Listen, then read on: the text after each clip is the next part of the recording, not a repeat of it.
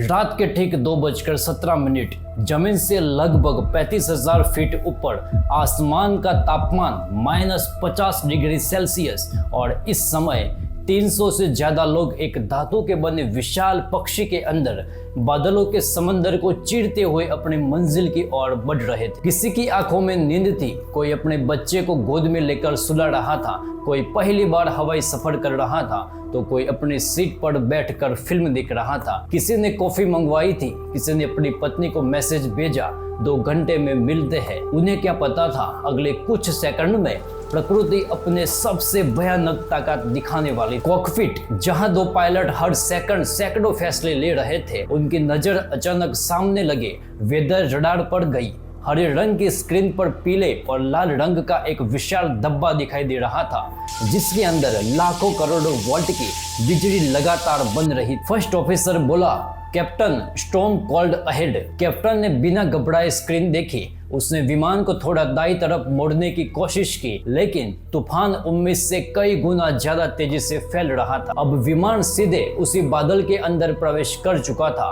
खिड़की के बाहर कुछ भी दिखाई नहीं दे रहा था, सिर्फ काले बादल, बारिश और लगातार चमकती बिजली। फिर अचानक करोड़ों वोल्ट की बिजली सीधे विमान के अगले हिस्से से टकराई। पूरा विमान एक पल के लिए सफेद रोशनी में डूब गया। कुछ यात्रियों की चीख निकल गई। एक बच्चे ने जोर से रोना शुरू कर दिया। किसी के हाथ से पानी का गिलास नीचे गिर गया। कई लोगों ने सीट को कसकर पकड़ लिया। कुछ लोग प्रार्थना करने लगे। सबको लगा अब शायद विमान गिरने वाला है। लेकिन जिस समय पूरा कैबिन डर से कांप रहा था, उसी समय कॉकपिट में बैठे दोनों पायलट शांत थे। उनके चेहरे पर घबराहट नहीं थी। आखिर क्यों? क्या उन्हें पहले से पता था कि विमान पर बिजली गिर सकती है? क्या विमान को जानबूझकर इस तरह बनाया जाता है कि वह करोड़ों वोल्ट की बिजली भी सह सके, या फिर यह सिर्फ किस्मत थी? इस सवाल का जवाब जानने के लिए हमें लगभग 120 साल पीछे जाना होगा, उस समय जब इंसान ने पहली बार उड़ने का सपना सच किया था। लेकिन उस दौर के विमान आज के विमानों से बिल्कुल अलग थे। 17 दिसंबर 1903 अमेरिका के नॉर्थ कैरोलिना राज्य के एक छोटे से समुद्री तट किटी हॉक, जहां 2 भाई एक ऐसा सपना पूरा करने वाले थे जिसे दुनिया पागलपन समझती थी। उनका नाम था ओवरविल राइट, विलर राइट। उनका विमान आज के विशाल जेट के विमानों जैसा बिल्कुल नहीं था। न उसमें बंद कैबिन था, न शक्तिशाली इंजन और न ही आधुनिक सुरक्षा तकनीक। वह विमान मुख्य रूप से लकड़ी, कपड़े और कुछ स्टील के तारों से बना था। उसकी पहली उड़ान सिर्फ 12 सेकंड चली, लेकिन उसी 12 सेकंड ने इंसान ने इतिहास बदल दिया। अगले कुछ वर्षों में हवाई जहाज तेज होने लगे, ऊंचा उड़ने लगे, ज्यादा यात्रियों को ले जाने लगे। लेकिन एक नई समस्या सामने आ गई।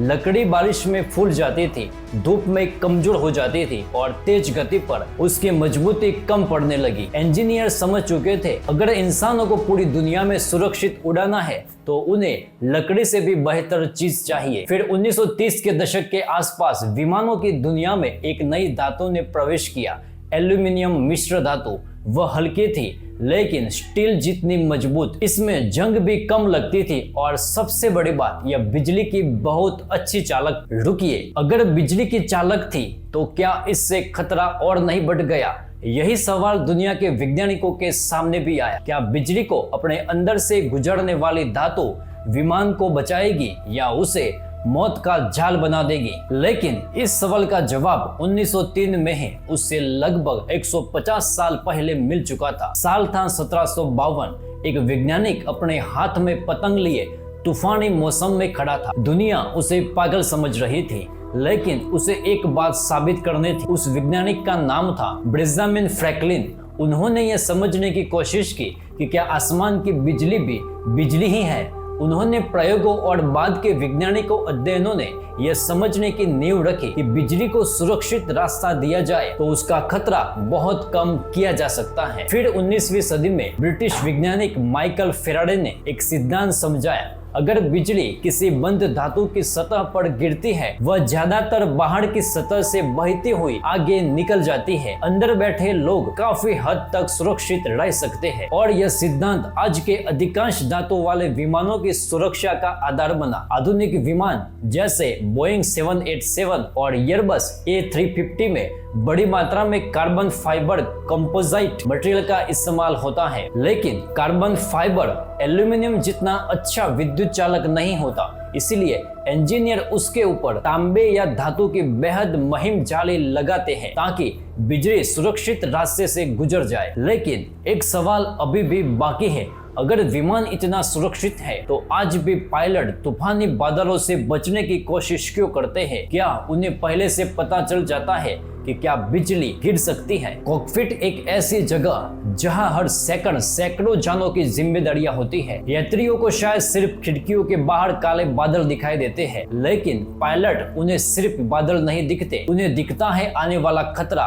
और हर आधुनिक एयरलाइन विमान में एक शक्तिशाली वेदर रडार होता है। यह रडार बारिश की बूंदों और बर्फों के कणों से टकराकर वापस आने वाले सिग्नल से पायलट को बताता है कि आगे मौसम कितना खराब है। हरे रंग का मतलब हल्की बारिश, पीला तेज बारिश और लाल मतलब बेहद खतरनाक तूफान। यही बिजली बनने की संभावना सबसे ज्यादा होती है। लेकिन रडार अकेला नहीं होता, जमीन पर बैठे मौसम विशेषज्ञ, सैटेलाइट, एयर ट्रैफिक कंट्रोल और दूसरे विमान लगातार जानकारी भेजते रहते हैं। अगर किसी रास्ते पर गरज चमक वाला तूफान हो तो पायलट अक्सर कई किलोमीटर पहले ही अपना रास्ता बदल देते हैं। लेकिन हर बार बचना संभव नहीं होता। अगर विमान सीधे बिजली की चपेट में आ जाए तो बिजली ज्यादातर विमान के नुकीले हिस्से जैसे नाक, विंग टिप या पूंछ पर प्रवेश करती है और धातु या सुरक्षा परत के सहारे दूसरे हिस्से से बाहर निकल जाती है। आज ज्यादातर मामलों में यही होता है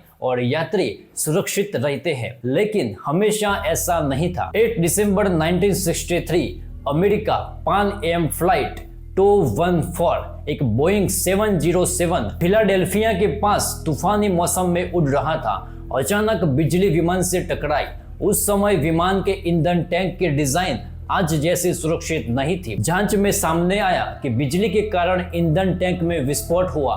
कुछ ही क्षणों में पूरा विमान नियंत्रण से बाहर हो गया और दुर्घटनाग्रस्त हो गया। उस हादसे में 81 लोगों की जान चली गई, लेकिन यहीं से दुनिया बदल गई। जांचकर्ताओं ने एक सवाल पूछा, अगर बिजली को रोका नहीं जा सकता तो क्या विमान को उससे बेहतरीन तरीके से बचाया जा सकता है? और यहीं से शुरू हुआ आधुनिक विमान सुरक्षा का नया दौर। फ्यूल टैंक डिजाइन बदल गई, स्टैटिक्स डिस्चार्ज लगाए गए, बिजली की सुरक्षा के नए परीक्षण शुरू हुए। हर नए विमान को कृत्रिम बिजली के झटके झेलने वाले टेस्ट से गुजरना पड़ने लगा। आज इंजीनियर करोड़ों वोल्ट के बराबर प्रभाव वाले परीक्षण करके देखते हैं कि विमान सुरक्षित रहेगा या नहीं। यही कारण है कि आज अगर किसी आधुनिक विमान पर बिजली गिरती है तो अधिकांश मामलों में यात्री सिर्फ एक तेज चमक देखते हैं और कुछ सेकंड बाद सब कुछ सामान्य हो जाता है। प्रकृति की ताकत आज भी इंसान से बड़ी है, लेकिन विज्ञान ने हमें उस ताकत के सामने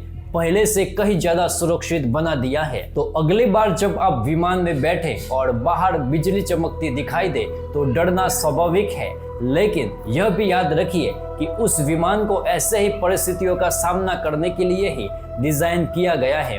अगर आपको ऐसे सच्चे रिसर्च आधारित सिनेमैटिक कहानियां पसंद है तो चैनल को सब्सक्राइब कीजिए।